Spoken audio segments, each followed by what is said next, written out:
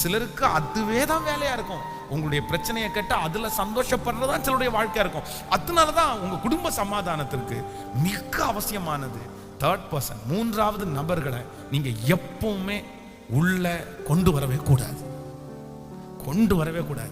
எதுனாலும் கர்த்தரை வச்சு உங்களுக்குள்ள சமாளிச்சிருங்க. ஆண்டவர் உங்களோட இருந்து நடத்துவார். ஆமென். இன்னைக்கு 2 காரியத்தை நம்ம தியானித்தோம். ஒன்று, ஒரு குடும்ப சமாதானத்திற்கு ரொம்ப தேவையானது ஒன்று என்னன்னா நன்றியுள்ள ஒரு உணர்வு. ஸோ நம்பர் 2, இரண்டாவதாக ஒரு குடும்ப சமாதானத்திற்கு ரொம்ப தேவையான ஒன்று என்ன அப்படின்னா, என்னுடைய விஷயங்களை நான் தேவனிடத்தில் சொல்லுவேனே அல்லாமல் மனிதனிடத்திலே எதையும் நான் சொல்லுவது இல்லை. ஆண்டவரே, என்னுடைய உதடுகளின் வாசலை காத்துக்கொள்ளும், என்னுடைய வாயின் வார்த்தைகளை கவனியும், உங்க சமூகத்திலே அது பெரிதியா இருப்பதாக. ரொம்ப அவசியமானது என்னன்னா குடும்ப சமாதானம். என்ன சம்பாதிச்சாலும், எவ்வளவு வெளியில நம்ம ரொம்ப நல்ல பேர் எடுத்தாலும்,